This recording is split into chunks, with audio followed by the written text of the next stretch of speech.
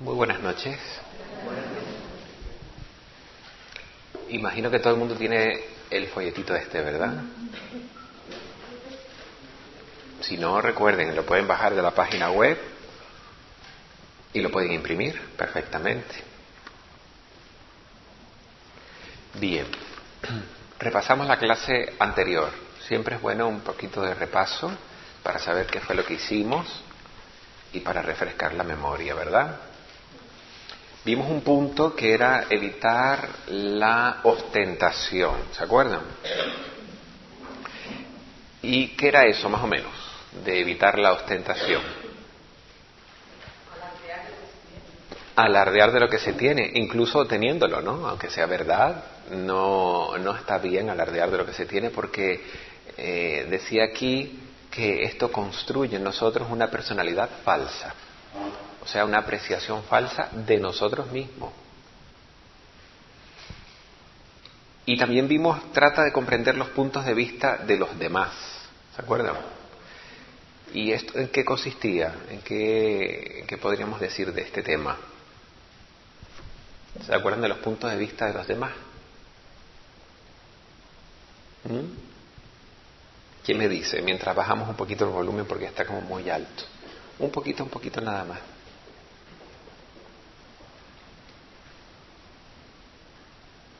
¿Se acuerdan que habíamos hablado, así está bien, habíamos hablado de los prismas con los que vemos nosotros las cosas? O sea, vemos las cosas con el prisma de la religión, vemos las cosas con el prisma de nuestro nivel social, de nuestro nivel económico. Decimos que algo es asequible dependiendo del nivel económico, ¿no? Podemos acceder a algo si tenemos el dinero para algo. Estamos filtrando que una cosa sea barata o cara para nosotros, ¿no? Dice, eso es muy caro para nosotros, pero es porque estamos viendo el precio real del asunto o estamos viendo nuestra capacidad para pagarlo o no. Esta es una cuestión que, por supuesto, se asemeja a lo que hemos dicho, de que el punto de vista de los demás normalmente no lo escuchamos, sino que escuchamos el filtro que hacemos nosotros de ese punto de vista. Y lo que dice aquí es que tratemos de comprender los puntos de vista de los demás. No significa que los compartas, no significa que los secundes, ni que te dejes llevar por esos puntos de vista. Significa que puedas comprender el punto de vista del otro. A lo mejor no vas a adaptar tu vida a ese punto de vista, pero sí por lo menos tener la apertura para aprender un poco del otro. Y esto no necesariamente tiene que echar por tierra tus propios puntos de vista, ¿de acuerdo? Es importante. Y empezamos a hablar un poquito acerca de lo que es la emoción negativa. Dice aquí, reemplaza la emoción negativa con una emoción positiva a través de la imaginación. Y esto lo habíamos hablado nosotros en la primera clase con aquel tema de los tetrabric, de pensamientos y sentimientos, ¿verdad?, que fueran ahí almacenados por nosotros en los momentos mejores para que luego en los momentos de las vacas flacas, como dicen por ahí, pues utilizar esos tetrabrics mentales y emocionales para ayudarnos, para darnos ánimos, para salir adelante. Dice aquí, la gente piensa que el pensamiento puede controlar las emociones. Y habíamos hecho una pregunta aquí que decíamos, ¿ustedes qué creen? Bueno, fíjense, muchos dijeron que sí, muchos dijeron que no. Y yo les dije que dependía. Dependía de qué tipo de pensamiento tienes y de qué tipo de emociones tienes. Hay emociones que se pueden controlar fácilmente con los pensamientos y hay otras emociones que no se pueden controlar tan fácilmente, ¿no?, con el pensamiento. Aquí dice que esto no es cierto. Quiere decir que la gente suele creer que solo con el pensamiento puede controlar sus emociones. ¿Y por qué no es cierto? Porque nosotros no somos individuos separados de nuestras emociones. O sea, lo que pensamos no está desligado de lo que sentimos. Claro que cuando decimos aquí pensar, no nos estamos refiriendo a una fórmula matemática. No nos estamos refiriendo a la manera de cómo lograr hacer agua uniendo el hidrógeno con el oxígeno. Ahí no hay sentimiento. cuando decimos pensar, estamos hablando de lo que habitualmente, coloquialmente, comúnmente nosotros pensamos. Pensamos de nuestro vecino, pensamos de nuestros familiares, pensamos de las cosas de la vida, pensamos de nuestro país, pensamos de nosotros mismos. Esos pensamientos están mezclados con sentimientos, porque normalmente dudo que exista el pensamiento puro que no esté asociado con algo que nos haya pasado, con algo que queremos que nos pase, con algo que estemos viviendo, y que, que es casi imposible encontrar un pensamiento que no esté asociado con un sentimiento. Si esto es así, bueno, es probable que algunos pensadores, algunos yogis, ¿no?, de la India y de otros países sean capaces de sostener su pensamiento aislado del sentimiento. Yo no dudo que esto sea así, sin embargo es una práctica muy poco común y la generalidad de todos nosotros no tenemos ese tipo de dominio. Entonces tenemos que ser realistas y tenemos que contar con que el pensamiento nuestro siempre está asociado con un sentimiento. Y depende del sentimiento, porque el pensamiento normalmente forma el núcleo de la cuestión y el sentimiento empieza a envolver todo ese pensamiento, dando lugar a ¿qué? A un gran sentimiento en cuyo centro tiene un pequeño núcleo de pensamiento. Por ejemplo, muchas personas hablan de un tema, por ejemplo, del amor, y hablan sobre lo que les ha pasado en el amor, que si son afortunados, si no son afortunados, si les ha ido bien, si les ha ido mal. En el fondo están pasándolo todo por el prisma de su mente, de sus sentimientos, pero más que todo de sus sentimientos. Pues yo opino, dice alguien, que el amor es tal cosa, porque a mí me pasó que cuando jovencito, no sé qué, no sé cuánto. Pues un señor a lo mejor ya de más edad dice, pues para mí el amor es una cosa distinta, porque yo a través de mi experiencia he podido ver que el amor es tal cosa, cual cosa. Bueno, si nosotros ahondáramos y registráramos dentro de ese pensamiento sobre el amor, veríamos que es un 90% emoción y un 10% pensamiento. ¿Por qué? Porque normalmente nos satisfacemos solamente con pensar que el amor es tal cosa y después le vamos envolviendo todo con sentimientos, experiencias y demás. Y casi nunca volvemos al tema de entender bien lo que es el amor para ampliar ese núcleo y ensancharlo. Normalmente la gente tiene conceptos muy pobres, conceptos mentales muy pobres, muy poco alimentados, y luego unos sentimientos muy desbaratados. Lo que hace que la gente reaccione más bien por el sentimiento que por el pensamiento. Es lo mismo que la gente reaccione primero emocionalmente antes de que se lo piensen. Y de allí el dicho que dice, conecta primero el pensamiento antes que tu lengua. ¿Verdad que sí? ¿Por qué? Porque nos lanzamos a decir cosas porque a lo mejor resuena en nosotros el sentimiento y nos lanzamos a insultar o a empujar o a, a concluir cosas que a lo mejor no son ciertas. Si la hubiéramos pensado un poco, a lo mejor, si hubiéramos llegado a ese núcleo de esa cuestión que es pensamiento, pues entonces hubiéramos reaccionado de otra manera. Por eso dicen, vamos a contar, ¿se acuerdan? Hasta 10 antes de emitir nuestro concepto sobre las cosas. O cuando alguien nos pregunta, ¿tú qué opinas? Pues que no sean calientes, déjame pensármelo y ya te digo yo más adelante qué es lo que opino. Por eso dicen que el sabio es parco en palabras, significa corto en palabras. Porque se piensan mucho las cosas antes de hablar y por supuesto de actuar. Por eso los grandes pensadores se les simboliza no con un megáfono en la boca, eso serían los políticos probablemente. Los grandes pensadores se les simboliza con la mano así en la cabeza o así, ¿no? Hay un escultor que hizo una escultura, ¿no?, que le llamaban el pensador, ¿verdad? Rodin o Rodin, como quieran pronunciarlo. ¿Y cómo estaba ese hombre? ¿Con la mano en la boca o con la boca abierta lanzando gritos? No, eso no es un pensador. Un pensador está así, agarrándose la cabeza. Porque ustedes saben que el centro de nuestro cuerpo mental, el órgano principal, por supuesto, es el cerebro, aunque poca gente lo use. Pero es el órgano principal. ¿Y ustedes cuáles creen que es el órgano principal de nuestro cuerpo de emociones, de nuestro cuerpo astral? ¿Cuál será el órgano principal de nuestro cuerpo astral? No son los órganos sexuales, mucho cuidado porque no es así. Y yo, pues claro, porque por ahí fue donde sentimos. Pues no, por ahí no sentimos nosotros. Por ahí dicen el corazón. Yo diría el corazón que es algo más que eso. Pues si ustedes supieran que esotéricamente el órgano asociado con el cuerpo emocional es el hígado, o como dicen en canario, el hígado. Sí, el hígado. Y ustedes dirán, bueno, ¿y por qué? Qué cosa más extraña, ¿verdad?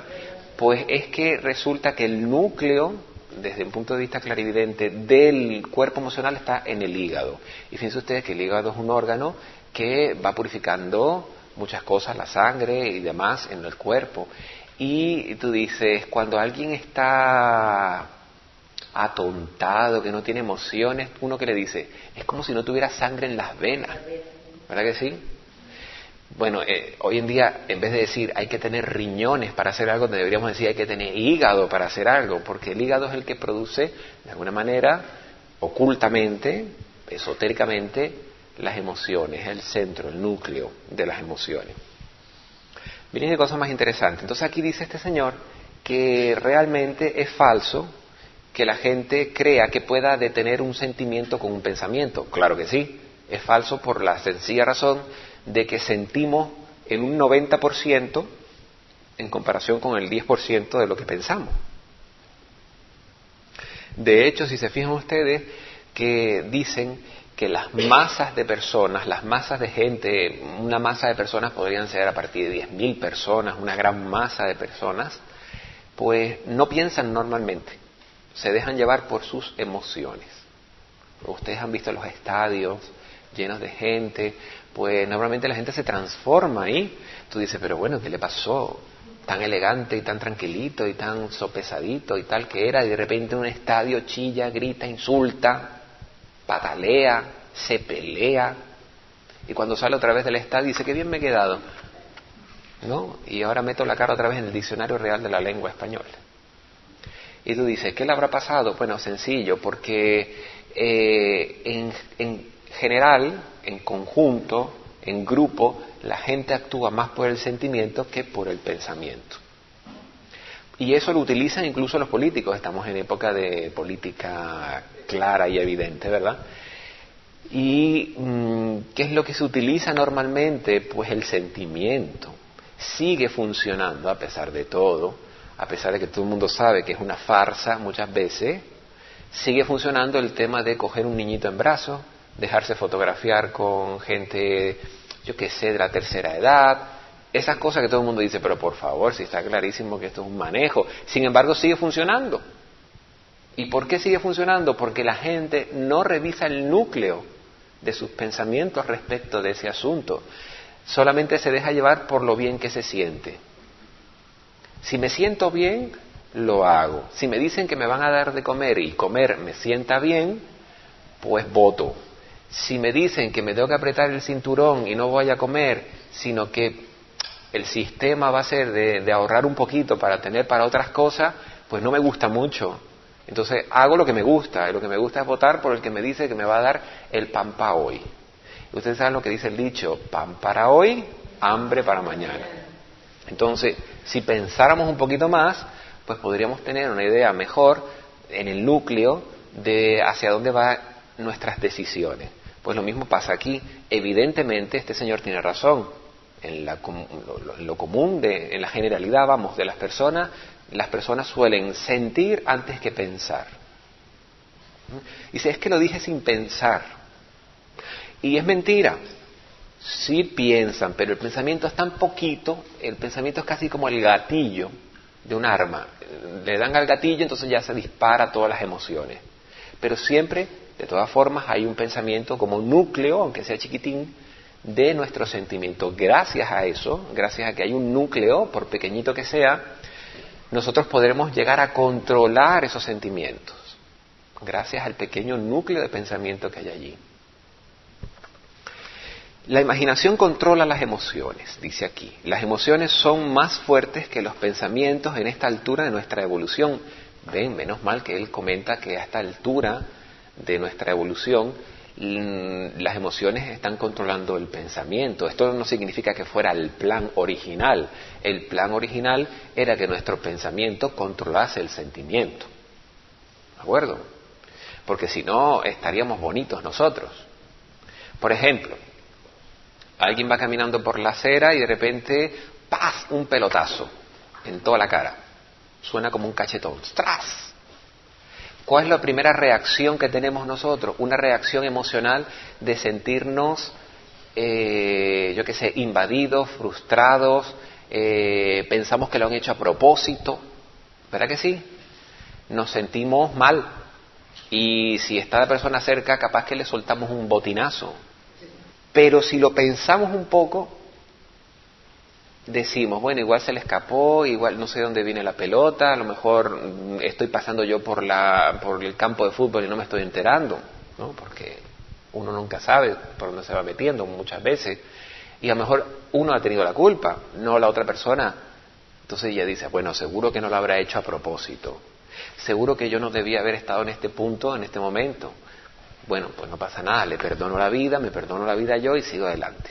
Pero hay que pensarlo, porque si reaccionáramos inmediatamente con esa fuerza, entonces, como les decía antes, bonitos estaríamos, ya que no habrían leyes, ¿no? Si todo el mundo dispara antes de preguntar, pues imagínense ustedes, si todo el mundo patea antes de darse cuenta que ha metido la pata, imagínense ustedes. Entonces, por eso yo creo que normalmente los juicios y estas cuestiones duran tiempo para que la gente se enfríe un poco, ¿verdad? Se le baje la calentura y vayan pensando las cosas como realmente son. Entonces te dicen, no diga nada ahora, espere que venga su abogado, ¿verdad? Para que usted sepa exactamente qué es lo que va a decir, porque así en caliente las cosas pueden estar un poco desfiguradas, que es el caso. ¿De acuerdo? Dice aquí, repito, la imaginación controla las emociones. Las emociones son más fuertes que los pensamientos en esta altura de nuestra evolución porque vivimos en un torbellino emocional. Ustedes ven el programa Fama. Ustedes han visto que dice, hay que ponerle emoción. Y es que si tú no lo sientes, los espectadores no lo van a sentir. Es que se te notó que bailaste como sin ganas, que no tiene fuerza, no tiene emoción. Está un profesor por ahí que les grita y venga no sé cuánto y saca y saca y saca. ¿Pero qué es lo que saca? No que piense, sino que saque más emociones. ¿Saben por qué? Porque son las emociones los que ellos creen que es lo único que vende como algo que le gusta a la gente, ¿verdad? Entonces la gente, claro, ve estos programas y es una multitud enorme de personas, pero claro, en la ópera, por ejemplo, hay menos gente. Porque la ópera, a pesar de que también tiene emociones, ¿no? Sobre todo el periodo romántico, ese dramático de la ópera, pero es como más quieto. Entonces la gente tiene que pensar. Y como la gente tiene que pensar, prefiere quedarse en casa viendo otro tipo de programas. A mí me encanta el programa de Fama, es un éxito, ¿verdad? Porque se ve cuán dispuesta está una persona para conseguir lo que quiere, en hacer lo que quiere, en lo que le piden, vamos. ¿No? Salta, baila, brinca, quédate quieto, le hacen de todo. Y sin embargo, miren cuán dispuesto puede estar esta persona para conseguir lo que quiere. Y eso yo lo traspolo al sendero espiritual. Y yo digo, yo este fervor en el sendero espiritual y estas ganas en el sendero espiritual, pocas veces las he visto. Y miren, están todos esos chicos con esas ganas de hacer las cosas, bueno, a lo mejor son unas ganas egoístas, ¿no? Quiero tener fama, quiero que me reconozcan, quiero que me aplaudan, quiero ser famoso. Bueno, da igual, pero hace las cosas, se sobrepone a sí mismo a sus miedos, los vence. Esto es muy interesante. Es muy interesante. Bueno, Todavía no entramos en el torbellino mental. Todavía la gente suele pensar poquito. Eso lo pueden ustedes ver que en las bibliotecas hay menos gente que en las discotecas, aunque termine la palabra parecido, ¿verdad? Sí, eso es verdad y es cierto. No se crean, sin embargo, la gente cada vez parece que está leyendo más. Yo me quedo sorprendido cuando veo que, por ejemplo, los niños de 11, 15 años leen libros como Harry Potter, que aunque es una lectura muy ligerita, son enormes libros. Antes estaban deseando un libro de 4 paginitas y ahora se leen libros de 300 páginas. Está la cosa cambiando, esto no era así hace 20 años. Y hay otros bestsellers y se venden millones y millones de ejemplares y ahora es un público más joven el que lee que antes, ¿no? Y tú dices, bueno, algo estará cambiando y me alegro mucho. O sea, está entrando un poquito de materia mental y la gente está pensando. Siempre que tengas una emoción negativa, trata de reemplazarla, dice aquí, inmediatamente con la contraparte positiva. Por ejemplo, siendo niño, un amigo y yo pasábamos la noche en una cabaña en la montaña. Mi amigo estaba muy asustado y decía, alrededor de la casa hay muchos osos y coyotes, irrumpirán cuando estemos dormidos y nos comerán. El pobrecito estaba atrapado en sus emociones negativas. Le dije, hace 5 minutos vi 40 ángeles bailando alrededor de nuestra cabaña. Tenían enormes alas doradas y mantos de bellos colores. Y hay uno sentado en cada rincón de la cabaña. Así, o si algún animal se atreve a entrar aquí, el ángel sacará su espada y le cortará la nariz. Hice una pausa y él ya estaba durmiendo. Imagínense ustedes. Y esto era como lo que les comentaba la clase, la primera creo que fue, en donde teníamos que contar becerritos, ¿no? Para dormirnos, ovejitas. Bueno, pues esto es igual. En cuanto quitamos el pensamiento de nuestro temor, entonces seguimos viviendo de forma normal y natural. Y si necesitábamos descansar, descansamos. Pero fíjense ustedes que a veces el temor, o sea, el sentimiento, las emociones nos atenazan de tal manera, nos atrapan de tal manera, que no nos permite pensar en otra cosa. Si se fijan, la gente tiene ya luego lo que se llaman obsesiones. Se obsesiona, es más común de lo que usted cree. Es más común de lo que usted cree. Hay gente que se obsesiona por el helado de Tutti Frutti. No, es que para mí el helado de Tutti Frutti es una obsesión, y es probable. Dice, vamos a ver, ¿cuán obsesionado tú estás? Y entonces le dice, ¿cuántos helados te comes de Tutti Frutti? Dice, alrededor de 2 litros de helado a diario. Dice, eso no es una obsesión, eso es una burrada. Dice, ¿cómo te vas a comer 2 helados de Tutti Frutti?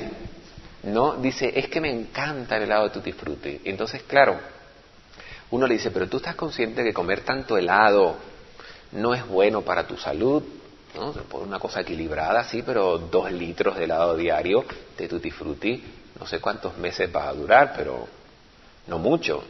Dice, no importa, es lo que yo quiero y es lo que voy a hacer. Está obsesionado. Quiere decir que su sentimiento es tan bestial, tan grande, que apenas se ve el núcleo, ese que les comentaba, de pensamiento, y no razona.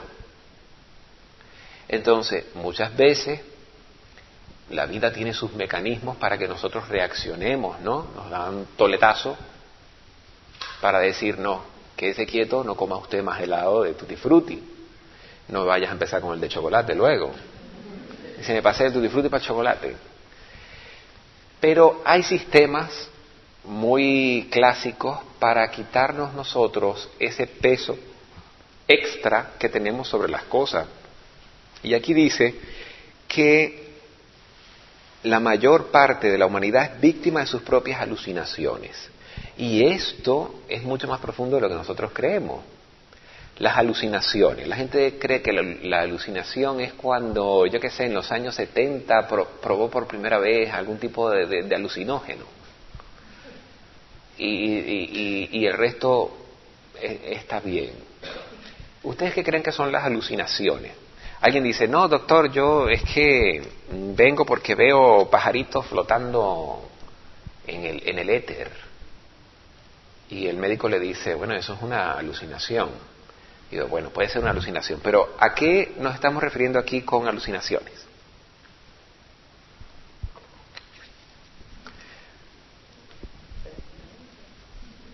Muchísimas cosas. Sí, también, pero aquí no nos estamos refiriendo de eso, nos estamos refiriendo a que pensamos cosas que realmente no son. Por ejemplo, yo sufro de alucinación cuando pienso que una persona por tener la tez de color negro va a ser inferior a otra por tener la piel blanca. Es una alucinación, es un engaño. No es así, no tiene por qué ser así, porque va a ser mejor una persona de un color distinto que otra. Pero estoy bajo el influjo de una alucinación si pienso que eso es así. Esa alucinación se llama racismo. Y fíjense ustedes que hasta los gobiernos, todos los gobiernos luchan contra este tipo de alucinación, porque es una alucinación un poco generalizada. Hay conceptos, incluso religiosos, era lo que decíamos antes también, conceptos religiosos que se interponen entre nosotros y el objeto y hace que veamos más bien la alucinación que la realidad. Entonces, si se fijan, estamos más alucinados de lo que ustedes creen. Porque frente a todo tenemos nosotros un concepto previo grabado, una idea previa, que puede ser verdadera y buena, como también puede ser falsa y equivocada. Por ejemplo, hay personas que dicen, no, es que si yo fumo me calma los nervios. Y eso es una alucinación. Porque los psicólogos dicen que lo que calma los nervios es una actividad distinta a la que le causa estrés. Y lo que te causa estrés no es el cigarro, lo que te causa estrés es una situación X en tu vida y crees que el fumar, o sea, el humo del cigarrillo te va a causar tranquilidad. Eso es una alucinación. Entonces, lo primero que te explican es, usted no tiene la necesidad de el humo para sentirse mejor. En vez de coger un cigarro, llévese usted un chicle a la boca y verá que prácticamente tiene el mismo efecto. Ay, doctor, a mí no me ha hecho efecto. Me he comprado, 5 cajas de chicle y eso va, chicle viene, chicle va, chicle viene y yo me siento igual de nervioso. Dice, bueno, es que usted está más alucinado de lo que nosotros creíamos en principio.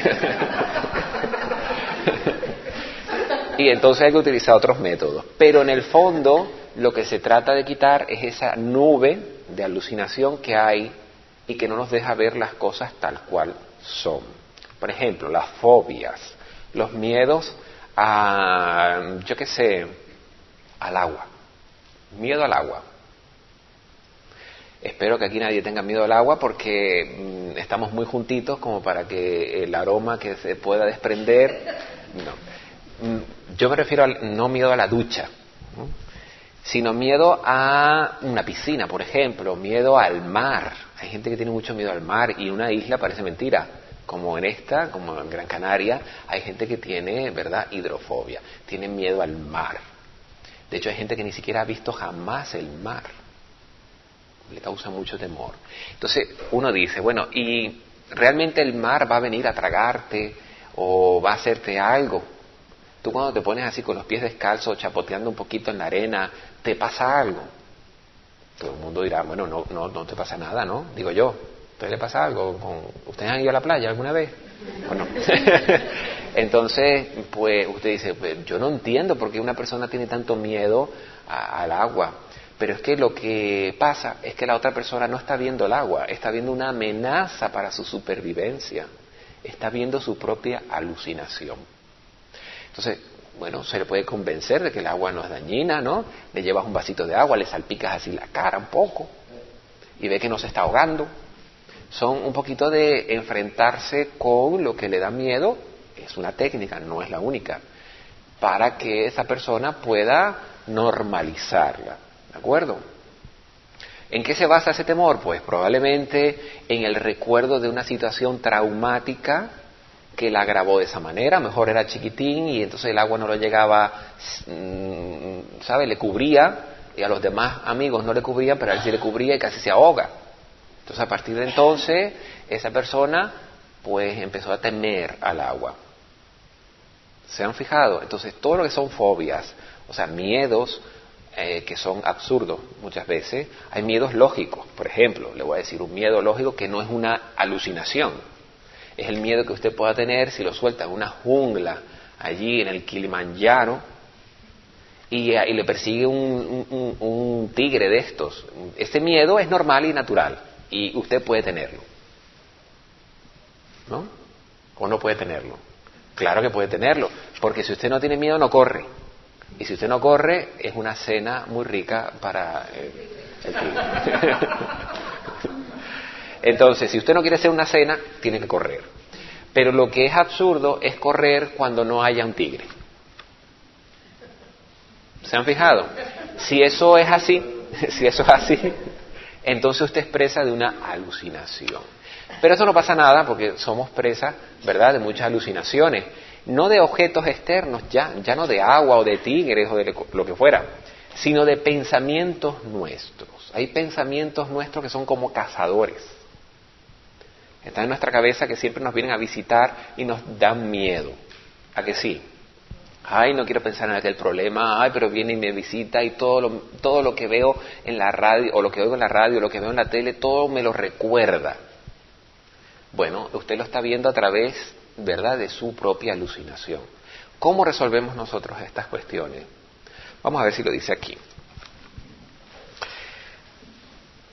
Dice: por desgracia, la mayor parte de la humanidad es víctima de sus propias alucinaciones. Debemos, dice aquí, liberarnos de nuestras alucinaciones. En una ocasión, una mujer vino a pedirme consejo porque odiaba a otra y no podía soportar verle la cara.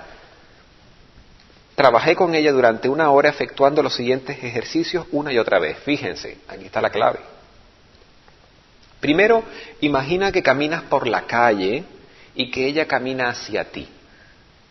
Mírala y aparta tu rostro. Esta es la primera parte, que es lo que tú normalmente acostumbras a hacer.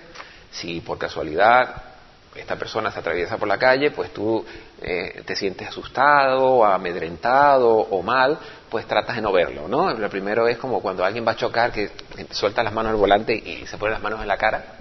Una cosa bastante absurda, ¿verdad? Nuevamente, otra vez, una alucinación. Pues más dañino eso, vamos, peligrosísimo. Eso es lo primero que tenemos que hacer. Lo segundo, dice, ahora ella viene de la dirección contraria y tú de pronto pasas junto a ella, la saludas y luego miras a otra parte. Es como lo miro y me miro para otro lado. Cuando hablábamos antes de la hidrofobia, o sea, del miedo al agua, pues, ¿cómo se hace? Pues tú vas a un lugar, coges una palanganita y metes los piecitos. Y ves que no te ahogas por eso, ¿verdad? Luego cambias la palanganita por un charquito. Luego por un riachuelo. Aquí va a ser difícil. Aquí va a ser por un barranco. Te vas a un barranco cuando corra agua, porque ahora la cosa está un poco más difícil. Y cuando haya agüita así, que corra el agua ¿verdad?, por tus pies. Y luego, un día hace una pequeña aproximación a la orilla de la playa, ¿no? Una playa que tú sepas que no vas a hundirte, al estilo Amadores o cualquiera de esas playas que son arenita, que no hay rollos ni corrientes ni nada, playa tipo piscina, y entonces chapoteas un poco. Yo me apuntaría a clases de natación. Si le tengo miedo al agua, pues me apuntaría a clases de natación. Si es algo que yo enfrento a diario, pues claro, evidentemente tendría que superarlo. Y poco a poco voy imaginándome, mientras que voy a ir hacia la natación, me imagino metiendo los pies en el agua, no me pasa nada, metiendo la barriguita, el culito, todo en el agua, ¿verdad?, hasta la cintura. Ya cuando la cosa pasa a la cintura, la gente empieza a respirar un poco más fuerte, ¿verdad que sí? Bueno, entonces te sale y así está en aproximaciones momentáneas. Esto es muy útil y la gente supera muchas cosas. Fíjense ustedes que no necesitas decirle a la señora que te molesta, oye, pasa de nuevo por la calle a ver si ahora lo supero. No, porque no puedes hacer eso, porque encima se va a cabrear más contigo. Sino que tú te lo imaginas, que para eso tienes el poder de la imaginación, que es uno de los poderes más grandes que tenemos nosotros. Porque, fíjense, muchos de nuestros miedos son producto de nuestra imaginación. Y miren cómo nos afecta. Pues también la podemos utilizar para algo bueno, para arreglarnos algo, para reparar algo.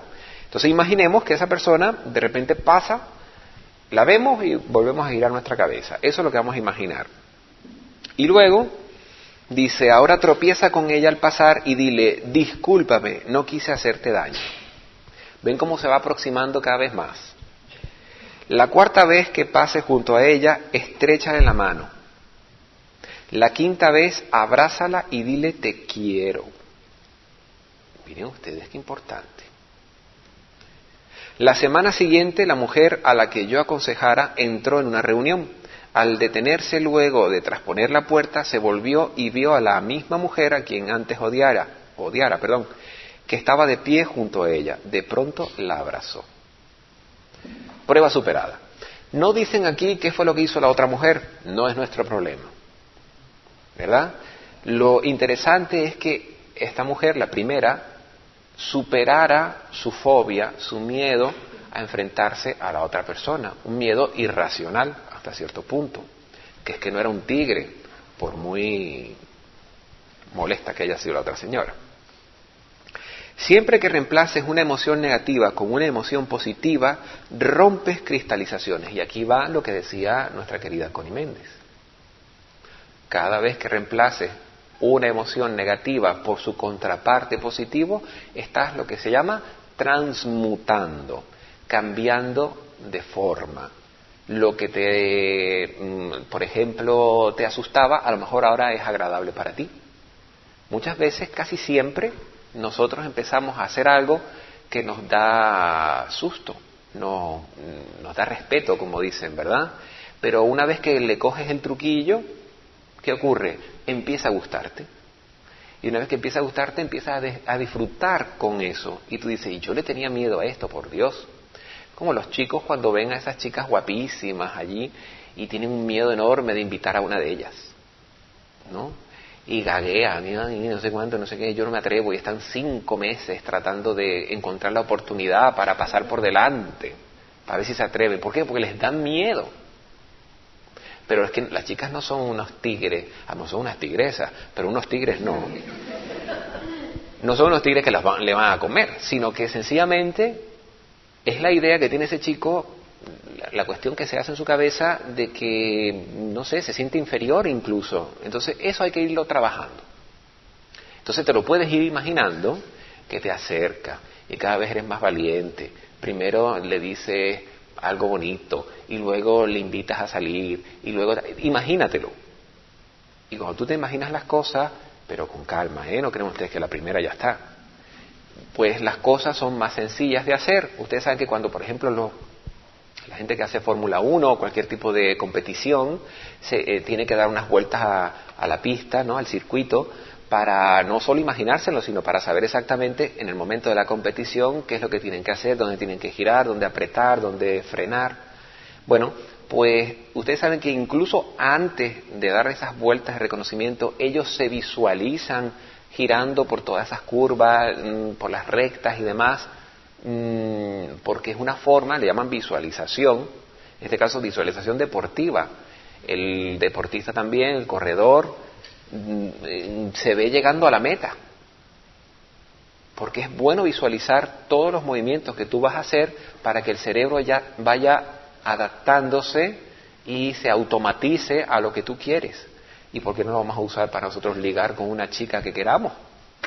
Digo yo, puedes visualizar cómo vas dando todos esos pasos que al principio no te atreves, y en el momento en el que la vida te dé la oportunidad, verás cómo vas como sobre un riel, como si lo hubieras practicado. Es que de hecho lo practicaste, ¿de acuerdo?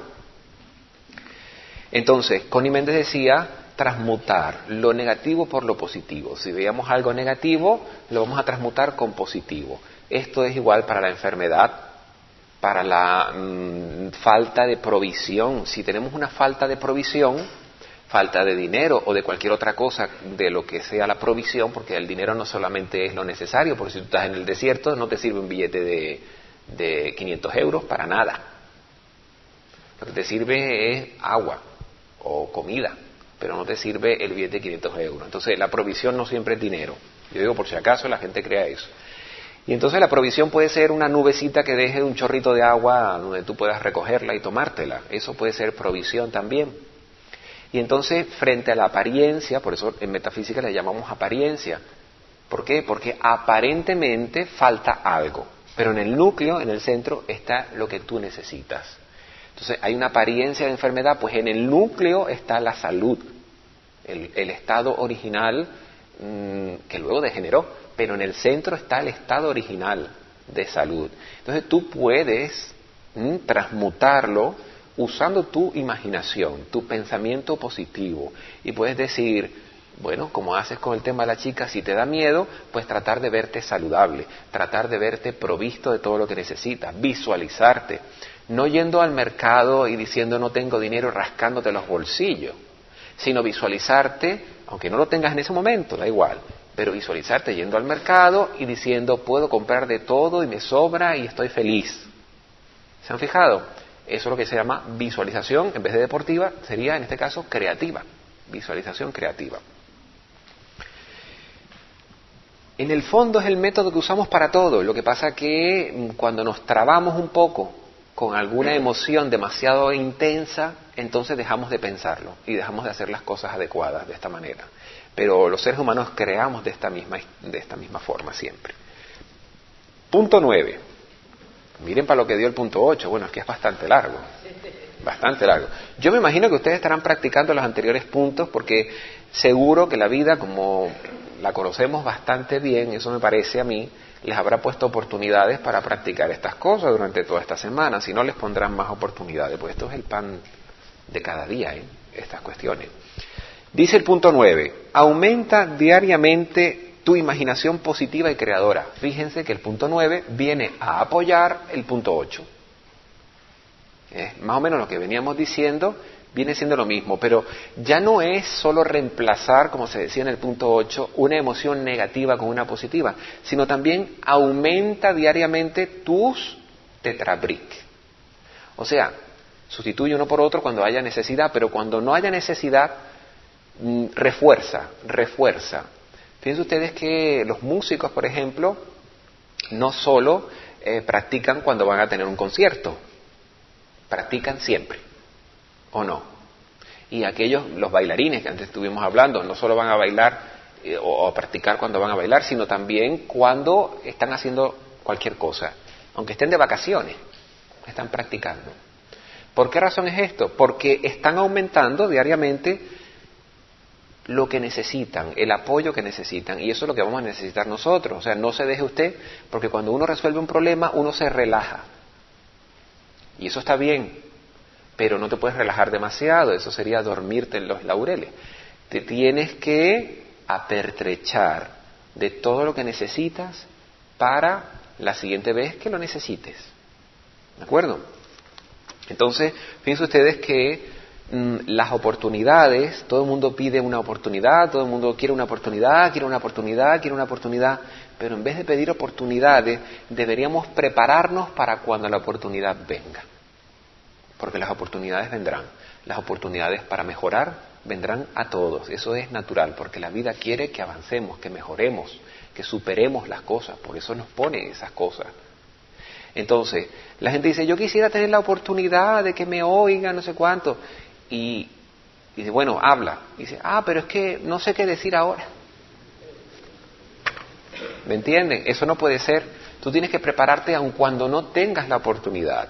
Entonces, con los problemas es igual. Dice, yo cuando me ocurra eso, yo ya veré, ya me prepararé. Digo, no, prepárese usted ahora. No es que esté usted adelantándose al mal, ni mucho menos, sino que usted esté preparado. Y aquí no está diciendo que visualice nada malo. Aquí lo que le está diciendo es que visualice algo bueno, siempre, aunque no esté ocurriendo. Dice, aumenta diariamente tu imaginación positiva.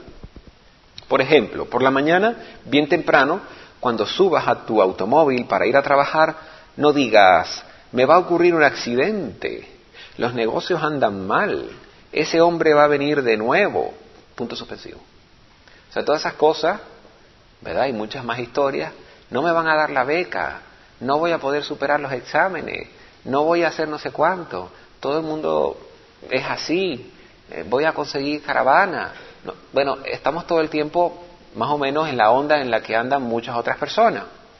Pero a mí no me interesa la onda en que andan otras personas, porque si a ellos les funciona, y nunca encuentran lo que quieren, pues lógicamente porque de esa manera es lo que piensan. Pero usted que quiere ser y que le vayan las cosas mejor, usted debe cambiar la forma de pensar. Solo con cambiar un poquito esa forma de pensar, tenemos ya manifestaciones claras de lo poderoso que es nuestro pensamiento. Dice, todas estas cosas son posibles, claro que sí, pero en lugar de ello, di, qué día tan bello es hoy, qué día tan hermoso. Hoy todo va a andar magníficamente. Bueno, el Maestro Jesús tuvo una ocasión, yo se les he contado varias veces, en la que iba caminando por un sendero y estaba con sus discípulos y de repente había un perrito que se había muerto y estaba descomponiéndose allí. Y entonces, claro, ¿qué es lo que dice todo el mundo? ¡Ah, qué asco! ¡Ah, no sé cuánto! ¡Qué pestazo! No sé qué, apártense. Entonces, claro, el Maestro Jesús, al ver que los discípulos reaccionaban de la misma manera que reaccionaba todo el mundo, les dijo, pero acercaros, fijaros, cuán blancos son esos dientes. Ni el marfil es tan blanco que esos dientes. Fíjense, estaba polarizando en positivo aquellos que los demás estaban ya de forma natural polarizando en negativo. ¿Se han fijado? No significa que usted vaya a sentirse feliz porque le pasen cosas negativas, ni mucho menos, sino como dice el dicho, si Dios te da limones, haz limonada. Bueno, si hay situaciones agrias, pues utiliza eso para algo que te pueda servir a ti y a los demás. ¿De acuerdo? Esta clase de actitud te equipa con energía positiva para afrontar los hechos negativos.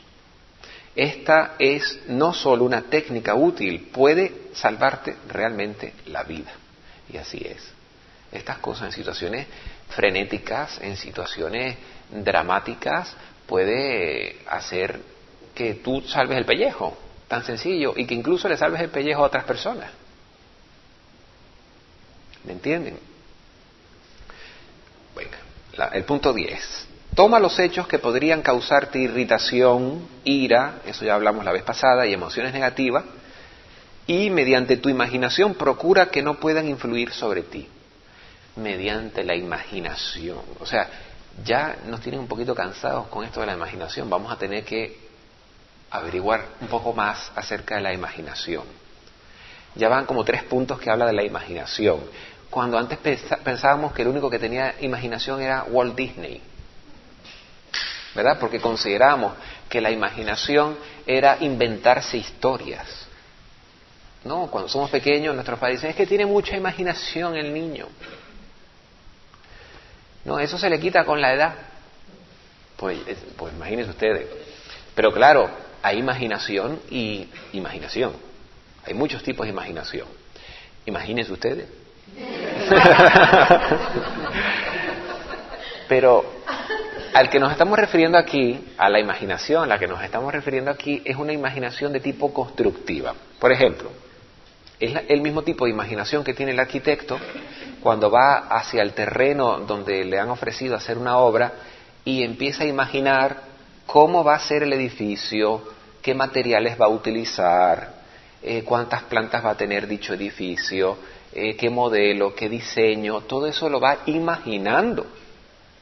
Porque ustedes me dirán qué otra cosa utiliza.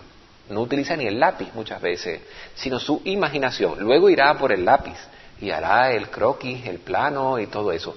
Pero antes utiliza la imaginación. Si ese arquitecto no utilizara la imaginación, ¿qué tendríamos? Bloques. ¿No? Bloques. Todos iguales. Clac, clac, clac, clac, clac. Entonces, cuando vemos, por ejemplo, el auditorio de Tenerife, que es una obra de arte, ¿no? En donde se utiliza la imaginación, se juega con el espacio, con la gravedad, parece que eso está ahí cortando el viento, bueno, una maravilla, ¿verdad? Y tú dices, aquí este hombre ha imaginado bastante. Se nota que tiene imaginación y no me extraña que tenga trabajo hasta después de desencarnar. Hasta después de fallecido tiene trabajo. Todo el mundo se rifa a Calatrava porque es excelente. ¿Por qué? Porque tiene imaginación. Y él dice, y en vez de poner esta línea tan recta, ¿por qué no la curvamos así? Es lo mismo, pero se ve más bonita. Y todo el mundo dice, ay no, pero qué trabajo, qué inútil. Si lo que queremos es un edificio. Claro. Después el edificio está tan bonito, viene gente de todos los países a verlo, las personas empiezan a cobrar entrada por verlo y dice, qué bien que contratamos a Calatrava para que nos hiciera el edificio. Mira qué bonito ha quedado. Ustedes han ido a Barcelona y han visto las obras de Gaudí. Imagínense ustedes las casas, las viviendas, cómo las hacía. Las viviendas normales eran cuentos de hadas maravillosos. Y él quería hacerlo todo así. Él quería hacer toda Barcelona así. Sería una maravilla, por supuesto. Y ahora vienen de Japón. Bueno, de Japón vienen siempre. Pero fotografían. Y les encanta. Y lo copian para películas. La Guerra de las Galaxias copió un montón de los edificios de Gaudí. Montones de películas se la pasan copiando porque es una arquitectura orgánica y muy imaginativa. Es muy imaginativa, dicen. Entonces, la imaginación le dio resultado a él. ¿Le sirvió para algo a Calatrava la imaginación? ¿Le sirve para algo? Claro que sí. Si tú eres músico y no eres imaginativo, no sirves para nada. Tocas, ya está. Si eres bailarín y no eres imaginativo, bailas y ya está. Si eres pintor y no eres imaginativo, pinta y ya está. Pero tener imaginación implica salir un poquito por encima de la norma y atreverse un poquito más. Por eso que la imaginación no es la de Walt Disney, que también tenía la suya y que bastante resultado le dio, porque él también quería hacer las ciudades como Disneylandia. Igual, él quería hacer eso, un proyecto de hacer todas las ciudades así, para divertirse. Y yo les quiero decir que es uno de los negocios más florecientes de toda la historia de la humanidad, junto con McDonald's, que tiene un poquito menos de imaginación, pero bueno, también es un negocio. ¿Verdad? Entonces, si te fijas, las cosas que han tenido realmente imaginación, las personas que han utilizado su imaginación son las que han sobresalido del resto y todos los demás lo copian. ¿Y debido a qué? Debido a que la imaginación debemos usarlo. Y no crean ustedes que es solamente cuentos de hadas, sino cosas reales. Se utiliza en todos los campos,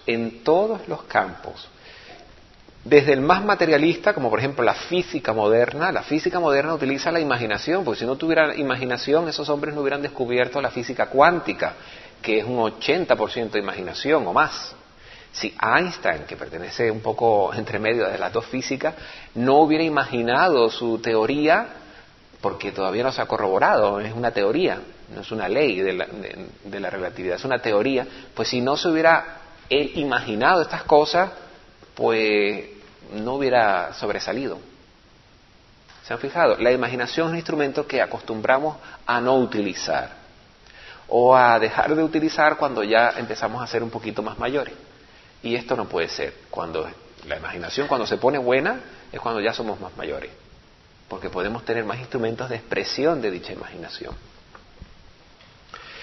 Mírate en tu imaginación estando muy calmo y alegre.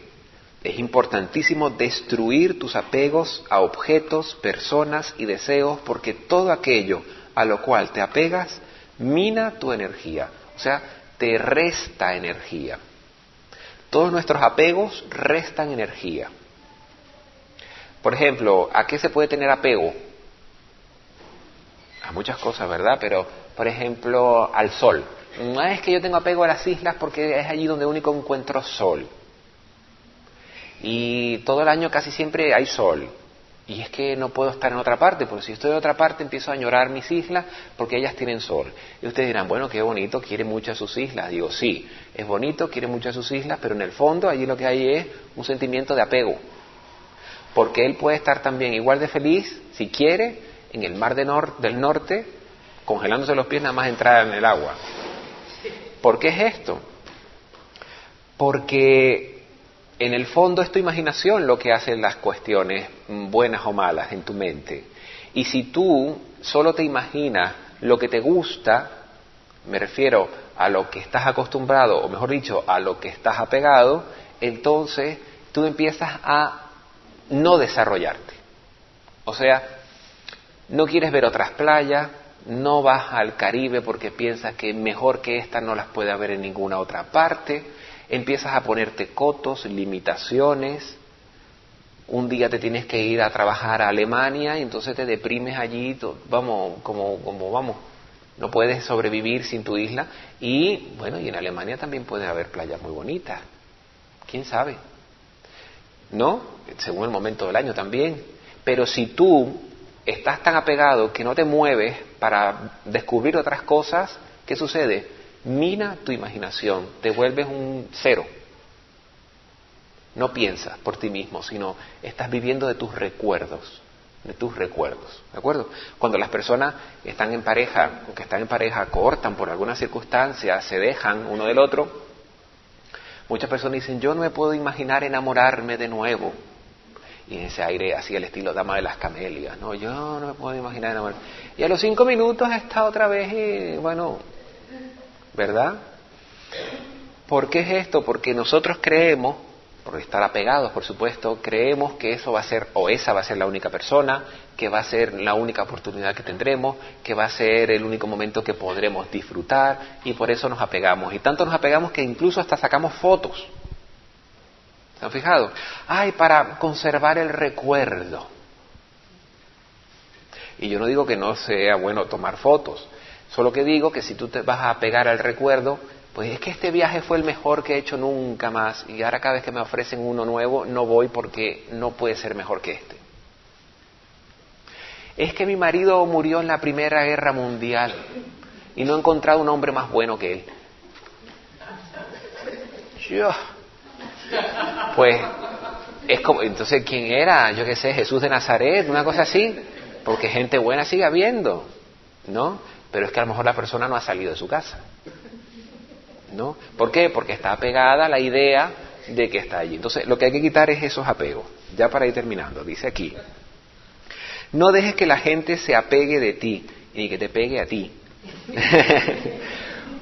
O te identifique o se identifique contigo y tampoco te identifiques con ella. Fíjense ustedes, el apego, una cuestión muy interesante, y todos los maestros espirituales siempre han, tarde o temprano, trabajado eso sobre sus estudiantes. Fíjense, el Maestro Jesús, utilizando el mismo ejemplo que hemos utilizado todas las clases, él, en el momento en el que tenía que irse, le dijo, os tengo que dejar. Y todos, no, maestro, por favor, pero ¿cómo nos vas a dejar? Y no sé, ¿qué vamos a hacer sin ti? Bueno, pero estaré siempre con vosotros, a lo mejor de otra manera, ¿no? Pero es importante que ellos se desapeguen, porque a lo mejor no se están desarrollando porque el maestro lo hace todo. Ah, es que el maestro calmó la tempestad y nosotros no tuvimos que hacer nada. ¡Qué bien! Entonces, el día que no esté el maestro, pues te ahogas en la tempestad. Entonces el maestro se va para que tú tengas, ¿verdad?, el espacio para tú desarrollar tus propias cuestiones. Con Buda pasó lo mismo. Gautama Buda, cuando se fue a desencarnar, dijo, me tengo que ir, ahora sí, con 80 años. Y los discípulos, no, maestro, por favor, pero ¿cómo se te ocurre? Nos vas a dejar solos, huérfanos y no sé cuánto. Y dice, siempre estaré con vosotros. Y es verdad, y es así también. Entonces tú dices, bueno, en el fondo tenemos que tener siempre cuidado de que la gente no se apegue a nosotros, y más que todo las madres y los padres, porque buscamos que nuestros hijos siempre estén en el mejor lugar. Nunca, siempre decimos que mejor que con nosotros, con nadie, ¿verdad? Pero entonces, si eso lo llevamos a tal extremo de que se lo comunicamos a nuestros hijos y se lo damos a entender y ese hijo se lo cree, ¿qué puede ocurrir?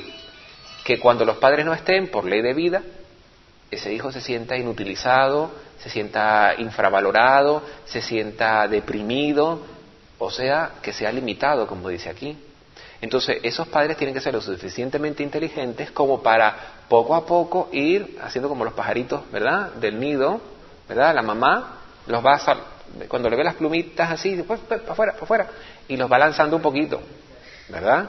¿Para qué? Para que puedan moverse por sí mismos y no se apeguen. Y aquí dice, no dejes que la gente se apegue a ti o se identifique contigo y tampoco te identifiques con ella. De este modo tendrás relaciones humanas más sanas.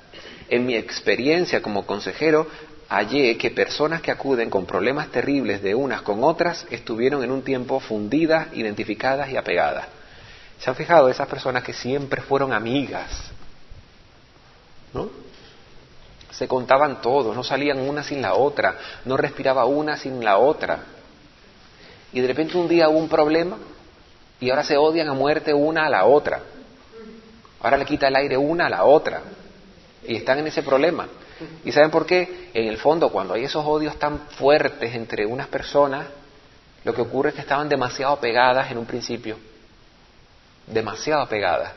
Ven, por ejemplo, ustedes van por, ustedes tienen una amistad que la consideran su mejor amiga o su mejor amigo, y esa amistad les dice un insulto y a ustedes les duele más que si se lo dijera a un desconocido.